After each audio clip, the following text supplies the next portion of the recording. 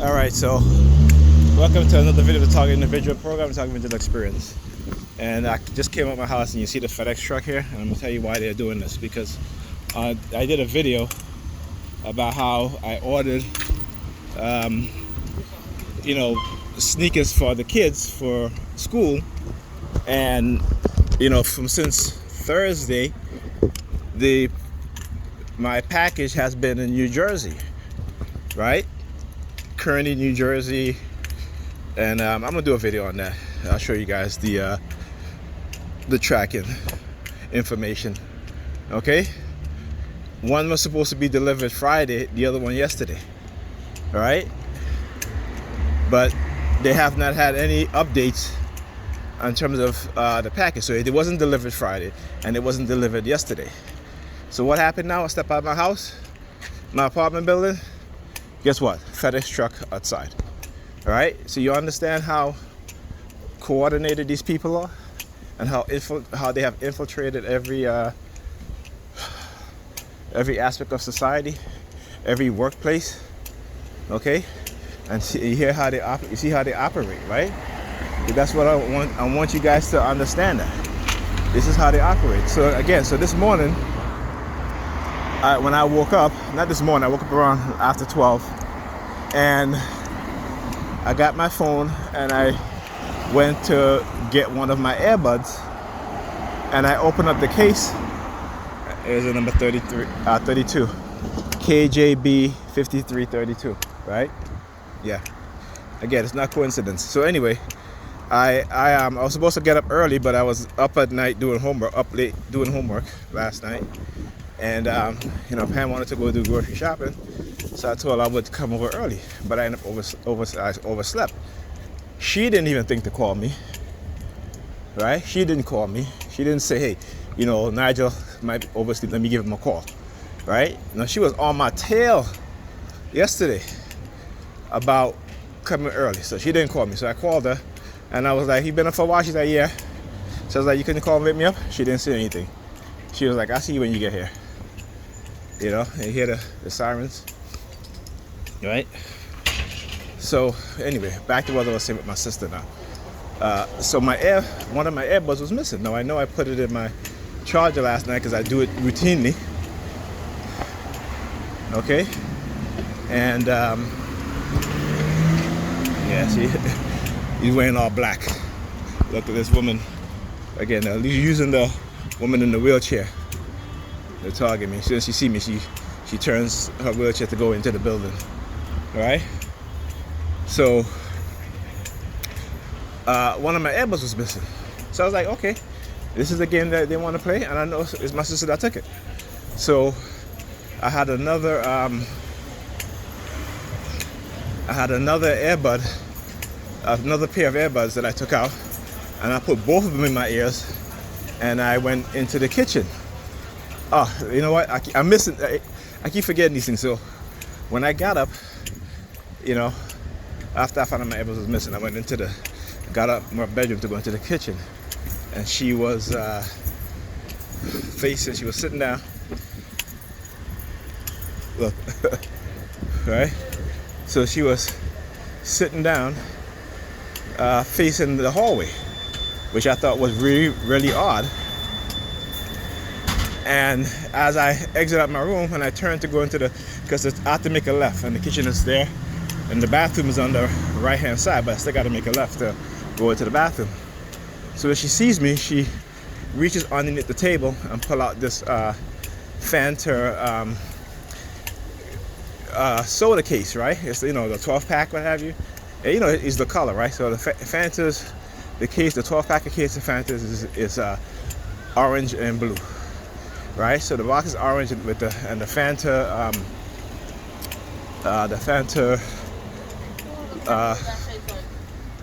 name, right, is written in blue, right? And then she pushes it back on the table without taking out any soda. Okay, so I know it was her that took my my earbuds. So after I brushed my teeth, went back in my room, I got my other pair of earbuds and I put both of them in my ear so she can see. All right. I put both of them in my ears so she can see. And I was on the phone with another TI, and I was talking to her about, her kids, what have you, her granddaughter and my grandniece going into my bedroom when I'm not here. And I also told her about a pair of sneakers that was missing, a pair of blue and white sneakers that I have. But of course you try to gaslight me, and I'm on the phone with another TI, and the other TI was like, yeah, she's gaslighting you. She's gaslighting you. I said, and I'm like, yeah, I know. So anyway, so then my grandniece came in, and I had to talk to her. I said, listen, you have to have more pride in yourself, all right, and respect yourself. When I got home last night, I was in the kitchen. She came out of the other bedroom with just her bra on and some little shorts, like really little shorts, right? And I said to her, listen, I said, you need to put some decent clothes on. She's like, it's my pajamas. I said, no, you're wearing a bra, right? You're 16 years old. I'm your uncle, right? Your father is here. Your grandmother's there. And the thing is, the grandmother and my sister don't say anything. She don't say anything at all, right? So again, when I talk about the state of the black community and how black women, even in my sister is in her 60s, early 60s, right? And when I see her daughter go out, and her daughter is big, she's not a small girl, and she's wearing a see-through dress with a thong and a bra with most of her breasts exposed, and she walks out of the house. Remember, my sister, she's a Christian. She's highly into the church, highly into the church, and yet she lets her granddaughter walk around in the house, in the apartment, and her father don't say anything. And I had to tell her, I said, listen, you need to have more respect for yourself, and respect for the other people and your father and your grandmother. Okay? I said, you are a teenager. You shouldn't be walking around the apartment like this. But this is how white feminism has tricked black women into just accepting these shits, right? Where you have they teenagers, wearing all this stuff, and they may say, well, women can wear whatever it is that she wants. That's true. She's a woman, okay? But if she's a teenager, if she's 15 and 16 years old, why would you even want to push that onto your young children, especially particularly your young girls, right? Why would you want to do that? Okay. So I had to tell her. I said, and I told her in front of my sister. I said, have more respect for yourself. You don't come out and talk to me wearing what you're wearing. Put some clothes on. Have some decency. Okay? And this is what's happening in the black community. Right? Where we have women, all the women raising their daughters to just be whatever. Do whatever. You know what I'm saying? Be whatever, do whatever. You just watching my head, watching his watch. Do whatever, be whatever. But no training of common sense that, hey, maybe you shouldn't wear that outside. Okay? Yeah, because again, not everybody's going to be respectful when you wear those things. Okay? And see, white feminism like to say that point, right? But I don't see white women dressing like that. I don't see Asian women dressing like that and behaving like that. They are more respectful of their men, but they have conditioned and trained black women to be disrespectful to black men, even their own fathers. Okay? And it's the women who are training these young women and young men to be like that. I had a talk with him, like, what about the men? What about the men? I said, you know what? In the black community, black women are the one filing for divorce. Why? Because they don't want to listen to black men. Okay? So this is the the whole thing. This is what's happening in our community, but they got us participating in shit like this targeting stuff, right? While our families are in disarray, are in shambles. Okay, trauma. Black men and black boys and black girls are facing trauma, whether it be sexual trauma, every single day, right? And they don't even want to look at the cause of it, and the cause of it is white supremacy and the lies being told. So again, right? So anyway, so let me just go back. Let me move back on that subject. So as I was saying, with the targeting, that my sister taking my stuff. And so now, right, so she goes into my room because she has stuff in my room. I got dressed, get ready to leave to go by Pam, and I had both earbuds in my ear, and I opened up the case to put one of them in, and guess what? The other earbud that was missing showed up in that case, right? Now, here's the thing. See, I didn't confront her on it because I know that she's the one that took it. If I confront her on it, she would try to gaslight me and tell me I don't know what I'm talking about. That's why I put the two earbuds in my ears to see, hey, you're not bothering me. I got another here. And this is the reason why she put it back into the case, but she put it in the wrong case. Okay? Because the other case with the single earbuds that I have, I already put it in the drawer. Okay? And I know that this case that I had didn't have any earbuds in it because that's the one that I took out that had the other pair that I took out. So again, to show you how they use family members to do shit like this against you. And this is my own sister. Okay? But again, these programs have been operating since, from a long time. We're talking about just a Zoom. The same thing was happening in East Germany, where actually families were involved in targeting their own family member. Okay? So yeah, so this is what was happening, right? So again, so this is nothing new. This is nothing new, and it's a shame and it's sad that people behave in this manner. Meanwhile, their family structure is being destroyed and broken down. Their community is being destroyed and broken down. Right? But they got them so fixated on you that they can't even see the bigger picture. Right? Because the bigger picture they're looking at is not for their advantage, but it's for their disadvantage. But they've been deceived and tricked. Okay? Right? So you want to see the retaliation now. I'm not even talking about the people walking around here targeting me right now, but with the bus situation. So now it's going to be, I'm going to stay here for a while just to get a bus. So that's what they do. When they do things like that and they see that you're not frustrated and not upset, they'll try to retaliate against you in other ways, right? So I'm probably here waiting for a while for a bus. Because they want me to get into the dollar van. No, I'll wait for the bus. It's okay. So again, this is the shit that they do. So this is why I got to expose it. And also last night when I was doing my study, whenever I get an answer right, they'll have police sirens. Whenever I get an answer wrong, they have police sirens. Okay? So, go figure, right? I see how they change stuff up. Okay? You see how they change stuff up, right? That's what I'm saying. And I said, let's take a 2 day. And I said, let's take a 5 day. Right? So, you know what I'm saying? Again, this is, and I gotta laugh because, especially with my sister, because, she thinks that she's doing something when she's not. When you look at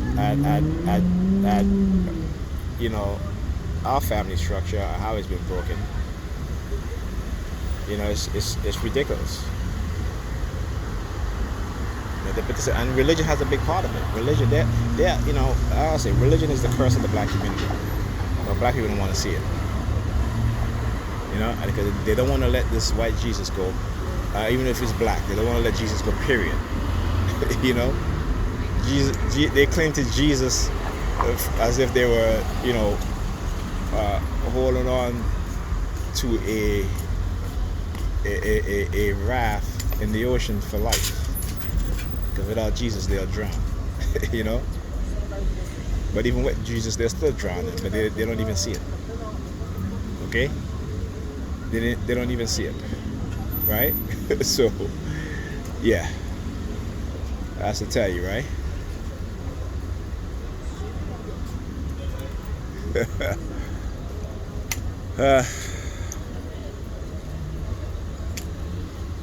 Yeah, these motherfuckers ain't slick. I got y'all number. Y'all ain't slick. Right? So yeah. Look at that. I guess I should get on the 17 because ain't no 46 coming.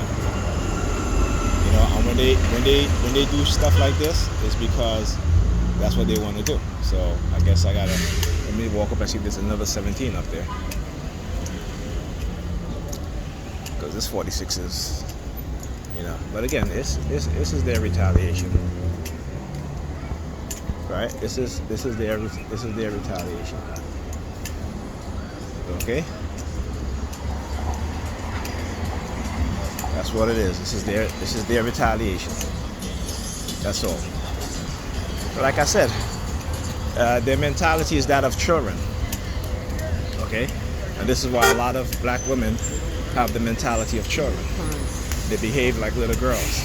If they don't get what they want, they throw a temper tantrum. Is that a bus? Okay, here's a 46. Alright, so a bus is coming. Right? So yeah. Right? And we see this in our community. These young black women in their late 20s and 30s, and even in their 40s, right? Behave in such a way. Okay? They behave like children. If they don't get what they want, they'll throw a tantrum. You know, so when they're married, they don't get what they want, they file for divorce. Right? I mean, I listened to a black woman who was married, cheated on her husband multiple times, and because her husband cheated on her, she left and divorced him. Right? I'm like, she cheated on this guy multiple times, and the guy only cheated on her once in the 10 years, once. And she's been cheating throughout their marriage. He cheated once and she left him. On top of leaving him, she goes and she sleeps with his cousin and gets pregnant by his cousin. Okay? And then turn around and say men are toxic. You know? Because these women want to do whatever they want to do. You know? And we're supposed to be like, okay. Oh, this shit is crowded. See? I guess I'm gonna get on the 17. Alright? I look at her with her orange nails, yeah.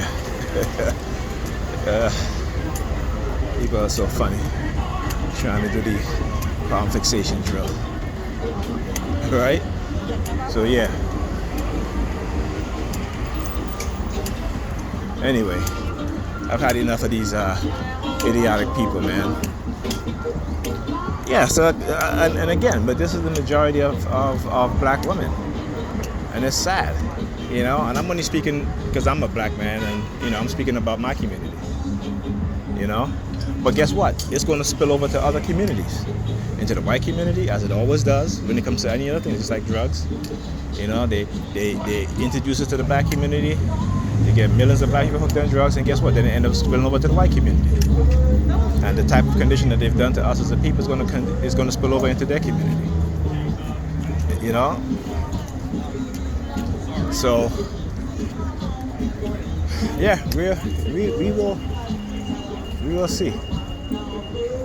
But as far as my targeting, like I said, it doesn't stop. They just continue and find new ways. When they see that you're getting stronger, you're getting smarter, you know, they don't affect you as much, they will retaliate in other ways too, right? There's a plethora of ways in which they'll come at you. And as a TI, you gotta understand that, you know, you can't be surprised. Don't act surprised. You know, don't give no surprise reaction. Nothing like that. Okay? Because again, that's what they do. You know? They'll walk around here doing all kind of shit. Look at her. Look at the hand signal. Yeah, fuck you too, bitch. Yeah, giving her a hand signal too. Yeah. You know, you see that's the sickness. Look. So let me tell you what just happened. So she comes over here with an orange in her hand. This one over here playing with her hair. And this one over here doing the hand signal. Look how she's looking at each other. Yeah. Yeah. I see you looking at me. Look. Yeah. Fuck you too. Look. See? Alright. See that shit? Look. I'm giving you guys a perfect example. Look at her. Look. Come in here. Look. Palm fixation. Look. Palm fixation. Good job of masking, but I already know. And I know how to explain it very well. So it's not working. Not working.